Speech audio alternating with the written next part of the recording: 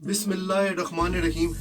अच्छा जी, आज मैं उन वालिदैन से और उन स्टूडेंट से बात करना चाहता हूँ जो स्टूडेंट वीज़ा पूरी दुनिया में अप्लाई कर रहे हैं या करने वाले हैं। चाहे वो यूके में हो, चाहे वो स्टूडेंट वीज़ा ऑस्ट्रेलिया के लिए अप्लाई कर रहे हैं, चाहे वो कनाडा के लिए, अमेरिका के लिए या यूरोप किसी भी ममालिक के लिए आप करें।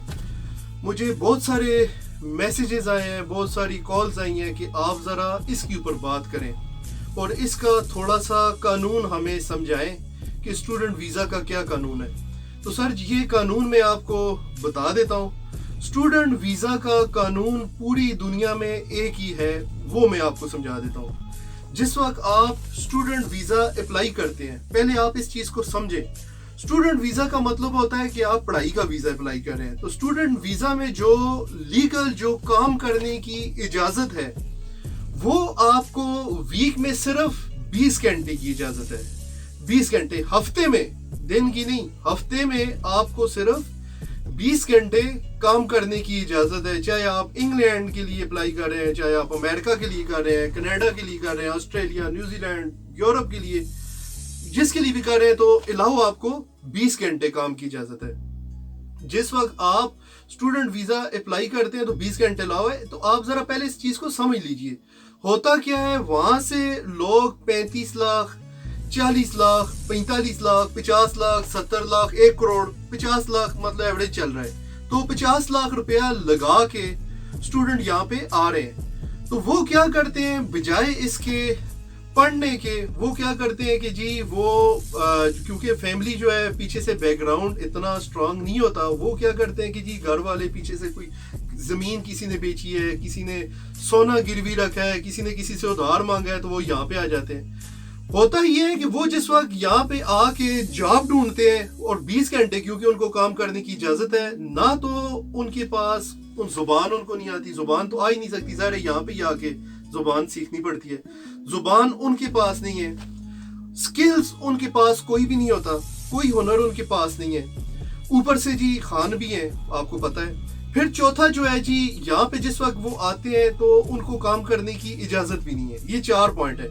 तो सर, मेरी पहली रिक्वेस्ट ये है कि जो लोग यहाँ पे पढ़ने के लिए आ रहे हैं, मैं उन सब से मुखातब होना चाहता हूँ। सब पेरेंट्स से मेरी एक रिक्वेस्ट है, आप अपने बच्चों को पहला काम तो ये करें, आप उनको स्किल सिखाएं। और जितने कंसल्टेंट, जितने भी जो वीज़े जो अप्लाई करवा रहे हैं, उनसे भी मेरी दरख्वास्त है, जिस तरह आइलेट्स और टाफल आप करवाते हो, तो आइलेट्स टाफल जिस तरह करवाते हो, तो उन सब से मेरी दरख्वास्त है, स्पेशली वालिदैन से, कि वो अपने बच्चों को हुनर सिखाएं। यहाँ पे आके होता ये है कि यहाँ पे आके जिस वक्त जॉब करते हैं, काम करते हैं, तो वो घर वालों ने क्योंकि उधार दिया होता है, तो पैसे वो पिछले जो है वो पूरे नहीं होते। साल के बाद आपने फीस और देनी होती है। जैसे आपने 50 लाख रुपया लगाया है, आप आए तो पिछले पैसे पूरे करना तो दूर की बात, जिस वक्त साल पूरा होता है तो वो फीस आपने फिर देनी होती है।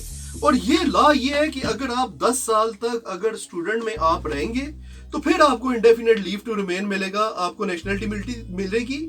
और दूसरा जो तरीकाकार, ये मैं आपको डिस्करेज नहीं कर रहा, मैं बिल्कुल आपको ये नहीं कह रहा कि आप ना आए, जरूर आए, लेकिन अगर आप पढ़ने के लिए आ रहे हैं तो सर आप ये समझ लें, फिर आपने पढ़ाई करनी है। पढ़ाई करके इसका सही प्रोसेस ये है कि आपने बकायदा पढ़ाई करने के बाद, डिग्री लेने के बाद, उसका बकायदा एक वर्क परमिट होता है, वो आप टैक्स देते हैं, फिर आपको नेशनलिटी मिलती है। सही तरीका तो ये है।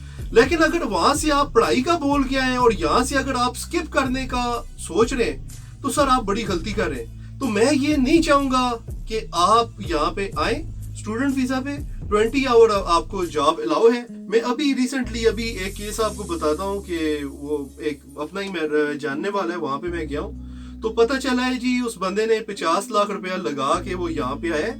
तो जी पता चला उसके वालिदैन ने, उसके पेरेंट्स ने जी पैसा उधार लिया है, उधार लेके उसने अपने बच्चे को यहाँ पे भेजा है। तो अभी हुआ ये है कि पीछे पैसे बेचारा वो पूरे कर ही रहा था, तो इतने में उसकी फीस और आ गई है।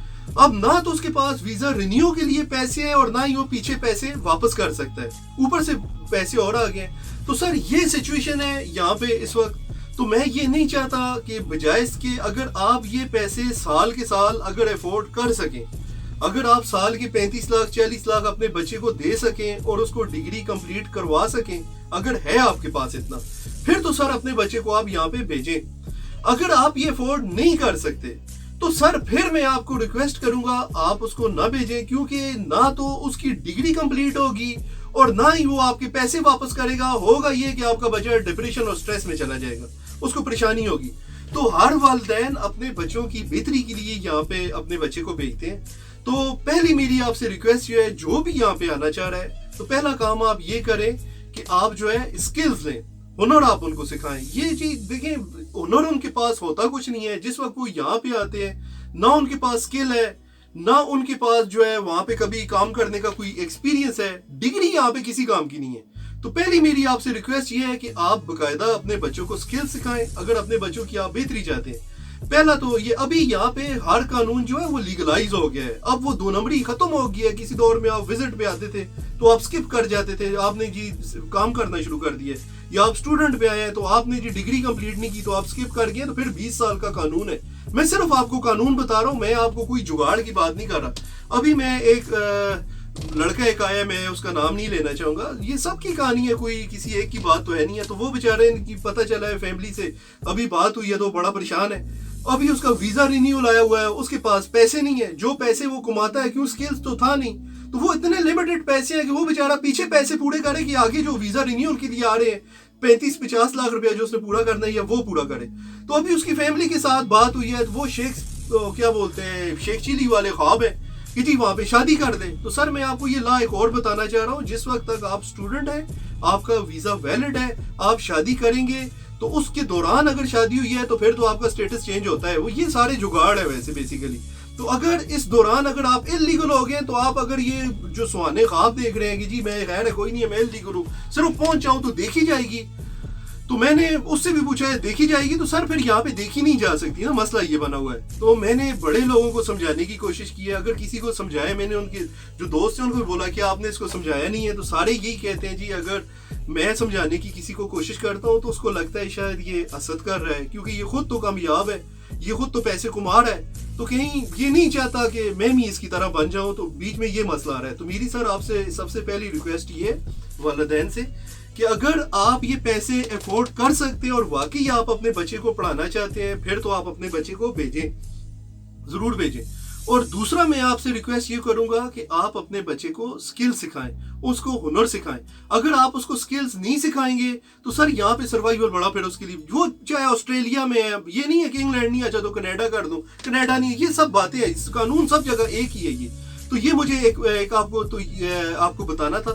تو انشاءاللہ نیکسٹ ویڈیو میں آپ کو ورک پرمٹ کا بھی قانون سمجھاؤں گا. اس وقت ہر چیز لیگلائز ہو گئی ہے. اگر آپ پڑھنے کے لیے آئے ہیں، اگر آپ پراپر طریقے سے ڈگری لیتے ہیں اور آپ اگر یہ افورڈ کر سکتے ہیں پھر آپ اپنے بچے کو بھیجیں. اگر آپ یہ افورڈ نہیں کر سکتے تو سر میری ریکویسٹ ہے آپ اپنے بچے کو ڈپریشن اور سٹریس کا مریض بنانے سے بہتر ہے کہ آپ اس کو نہ بھیجیں.